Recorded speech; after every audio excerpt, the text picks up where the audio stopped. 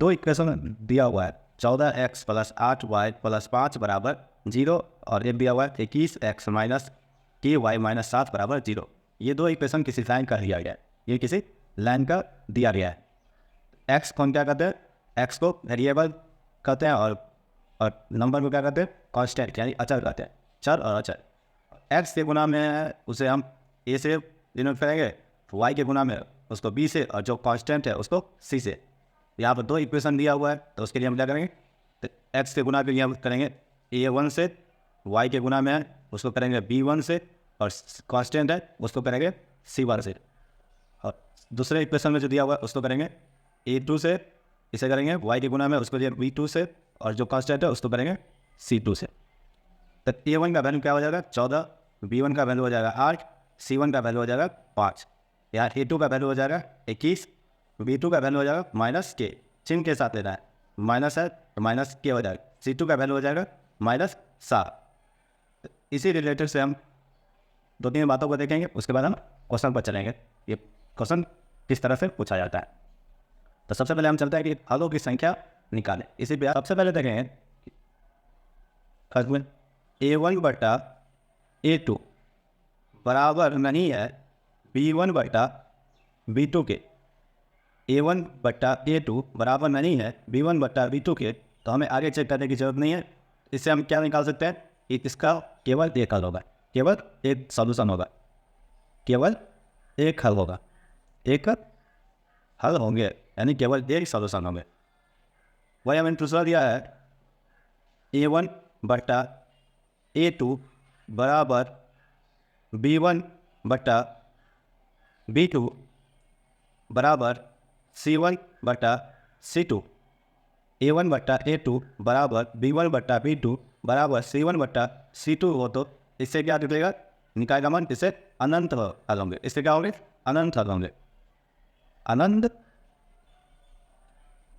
अनंत हल होगा, अनंत हल होगा, क्या होगा, अनंत होगा। अगर a1 बटा a2 बराबर b1 बटा b2 बराबर c1 बटा c2 है तो क्या होगा, अनंत हल होगा।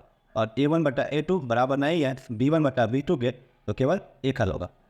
और तीसरा क्या है, तीसरा है a1 बटा a2 बराबर b1 बटा b2 बराबर नहीं है c1 बटा c2 के, तो इसे क्या डेटा निकलेगा, इसे निकलेगा कोई हल संभव नहीं है, यानी इसका कोई हल नहीं है, कोई हल संभव नहीं है, कोई हल संभव नहीं है, संभव नहीं है, कोई हल संभव नहीं है या कोई समाधान नहीं है, यही बोल सकते हैं, कोई हल संभव नहीं है या कोई हल समाधान नहीं है। a1 बटा a2 बराबर b1 बटा b2 बराबर नहीं है c1 बटा c2 के, तो क्या होगा, कोई हल संभव नहीं है, कोई हल संभव नहीं है। क्यों नहीं है, क्योंकि ये इसका जो मान है दोनों बराबर है, यानी ये कभी एक दूसरे को नहीं काटेगा। ये दो लाइन का ऐसा होता है जिसमें ये दोनों कभी एक दूसरे को नहीं काटेगा, नहीं काटेगा, तो इसके लिए क्या हो जाएगा, तो इसको क्या कहेंगे, समानांतर, समानांतर, समानांतर हो जाएगा, इसलिए इसका क्या होगा, कोई हल नहीं होगा। और दिया हुआ a1 बटा a2 बराबर b1 बटा b2 बराबर नहीं है c1 बटा c2 के, इसमें अनंत हल होगा। अनंत हल इसलिए होगा क्योंकि ये दो लाइन जो है एक दूसरे को काटेगा, एक दूसरे को पूरी तरह काटेगा, एक दूसरे को पूरी तरह काटेगा। इसका कितना हल हो जाएगा, अनंत हो जाएगा, हल हो जाएगा। इसे क्या कहेंगे, संपातिक, इसे संपातिक, संपातिक, तो ये क्या हो जाएगा, संपाति हो जाएगा, और इसका कितने हल हो जाएगा, अनंत हल। और दिया हुआ a1 बटा a2 बराबर नहीं है b1 बटा b2, केवल एक हल होगा। इसके दो लाइन होंगे जो केवल एक बिंदु पर काटेगा, केवल एक बिंदु पर काटेगा। और इसका a1 बटा a2 बराबर b1 बटा b2 बराबर c1 बटा c2 का कितने हल निकाय होंगे, अनंत निकाय होंगे। तो ये क्या होगा, प्रत्येक बिंदु पर काटेगा, कितना, प्रत्येक बिंदु पर काटेगा इसे। और a1 बटा a2 बराबर नहीं है b1 बटा b2, नहीं है b1 c1 सॉरी a1 बटा a2 बराबर b1 बटा b2 बराबर नहीं है c1 बटा c2 के, इसके कोई हल संभव नहीं है, क्योंकि ये दोनों एक दूसरे को कभी नहीं काटेगा, ये दोनों एक दूसरे को कभी नहीं काटेगा। तो इसलिए इसका क्या हो जाएगा, अनंत समानांतर, ये क्या हो जाएगा, समानांतर हो जाएगा। तो चलिए बढ़ते हैं क्वेश्चन की तरफ। क्वेश्चन देखते हैं कि किस तरह पूछा जाता है। क्वेश्चन की तरफ बढ़ने से पहले हमें कुछ बातों का ध्यान होगा, क्योंकि a1 बटा a2 बराबर b1 बटा b2 इसमें नहीं है, और a1 बटा a2 बराबर b1 बटा b2, तो इस दोनों को बात खास ध्यान रखना होगा कि इसके लिए अनंत हल भी होगा और कोई हल संभव भी नहीं होगा। इसमें एक कॉमन है कि c1 बटा C2 इसमें बराबर हो जाएगा और इसमें C1 बटा C2 बराबर नहीं होगा। तो उम्मीद है कि इस बातों को आप ध्यान में रखेंगे। तो चलिए बढ़ते हैं आगे तक। क्वेश्चन दिया हुआ है, यदि समीकरण 20x प्लस 5y प्लस 11 बराबर 0 तथा 50x माइनस KY माइनस 9 बराबर 0 का कोई समाधान नहीं है तो K का मान है। K का मान है, कोई समाधान नहीं है या कोई हल नहीं है, कोई भी हो सकता है। तो A1 का वैल्यू क्या दिया हुआ है? A1 का वैल्यू दिया हुआ है 20, B1 का वैल्यू दिया हुआ है 5 और C1 का वैल्यू कितना दिया हुआ है? C1 का वैल्यू दिया हुआ है 11। A2 का वैल्यू कितना दिया हुआ है? A2 का वैल्यू दिया हुआ है 50, B2 का वैल्यू दिया हुआ है माइनस K और C2 का वैल्यू दिया हुआ है -9। कोई समाधान नहीं है, कोई समाधान नहीं। तो क्या पर A1 बट्टा A2 बराबर B1 बट्टा B2 बराबर नहीं है C1 बट्टा C2 के, C1 बट्टा C2 के। हम इसमें तो चलिए इसमें डायग्राम हम निकालते हैं।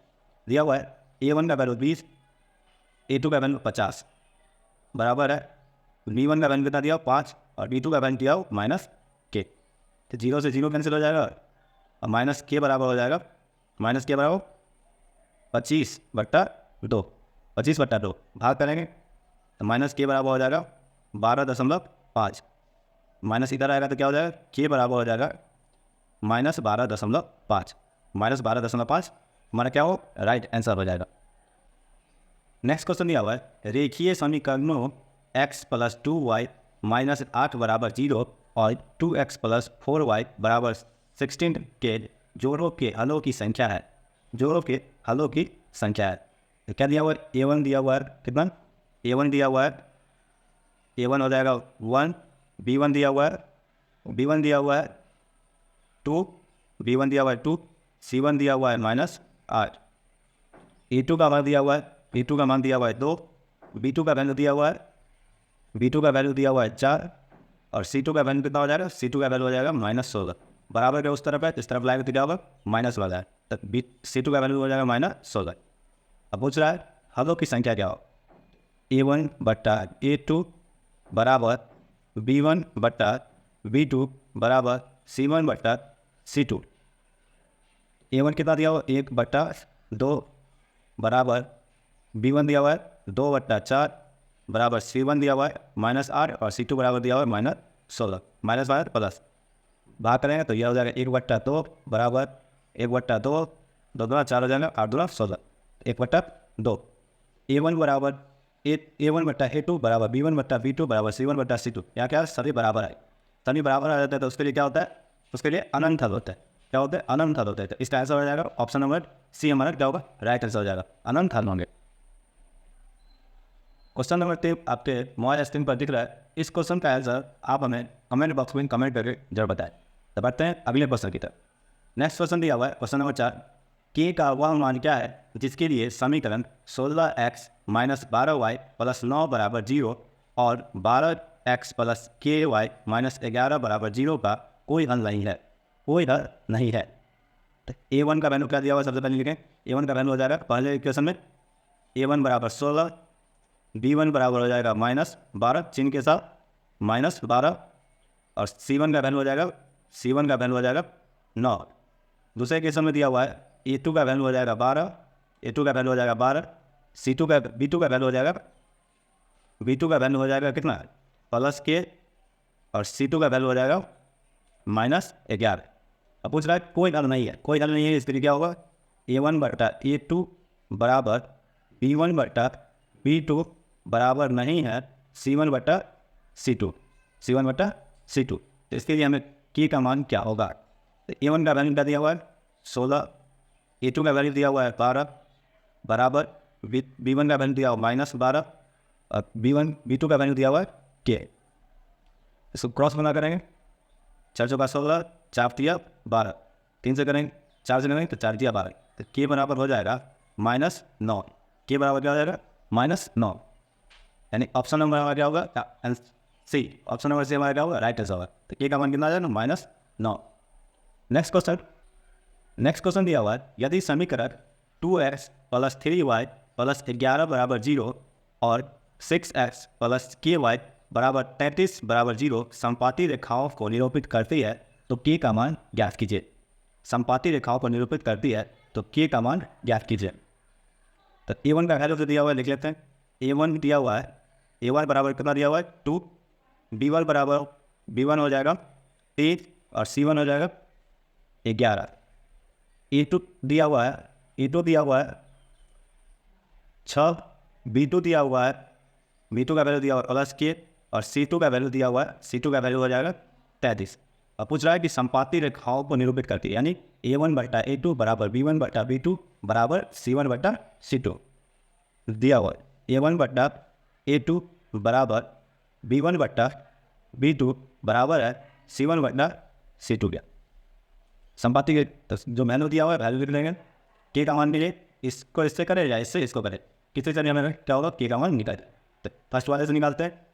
तो दिया हुआ है A1 का वैल्यू दिया हुआ है 2 बटा 6 बराबर B1 का वैल्यू दिया हुआ है 3 और B2 का वैल्यू दिया हुआ है के। तो गुना बात करेंगे तो 2 दिया 6, के का वैल्यू कितना हो जाएगा, के बराबर हो जाएगा 9, के बराबर 9 हो जाएगा। अगर हम इससे भी निकालेंगे तो वही आंसर आएगा। क्या दिया होगा, B2 का वैल्यू कितना दिया हो 3, B1 का वैल्यू दिया हुआ है 3, B2 का वैल्यू दिया हुआ है के बराबर C1 का वैल्यू दिया हुआ है 1 और C2 का वैल्यू दिया हुआ है 33। भाग करेंगे तो 11 दिया 33, के बराबर यहाँ से भी क्या है 9। तो के का वैल्यू कितना आएगा 9। उम्मीद है कि क्वेश्चन आपको समझ में आ रही। चलिए बढ़ते हैं अगले क्वेश्चन तक। नेक्स्ट क्वेश्चन दिया हुआ है पी के किस मान के लिए निम्न समीकरणों का केवल एक ही हल होगा। पी के किस मान के लिए समीकरणों का केवल एक ही हल होगा। समीकरण दिया हुआ है 2x + 3y, क्या दिया हुआ है 2x + 3y माइनस 5। इसको इस तरफ ले जाते हैं तो 2x + 3y + 5 बराबर 0। समीकरण ये दिए हो गया। दूसरा समीकरण दिया हुआ है 2x + एक समीकरण यह हो गया हमारा। दूसरा समीकरण दिया हुआ है 2x + py बराबर 2, तो 2x + py इसको इस तरफ लाया तो -2 बराबर 0। ये हमारा हो गया दूसरा समीकरण। 2 समीकरण दिए। पूछ रहा है पी के किस मान का ये समीकरणों का केवल एक हल होगा, केवल एक हल होंगे। एक हल के लिए हम क्या पढ़े, A1 बट्टा A2 बराबर नहीं है B1 बट्टा B2 के, B1 बट्टा B2 के। तो A1 का वैल्यू क्या हो जाएगा, यहाँ से A1 हो जाएगा कितना 2, A1 हो जाएगा 2 बट्टा 2 बराबर नहीं है B1 का वैल्यू 3 और B2 का वैल्यू P बराबर नहीं है। और ऑप्शन दिया हुआ है P का एकमात्र मान 3 है।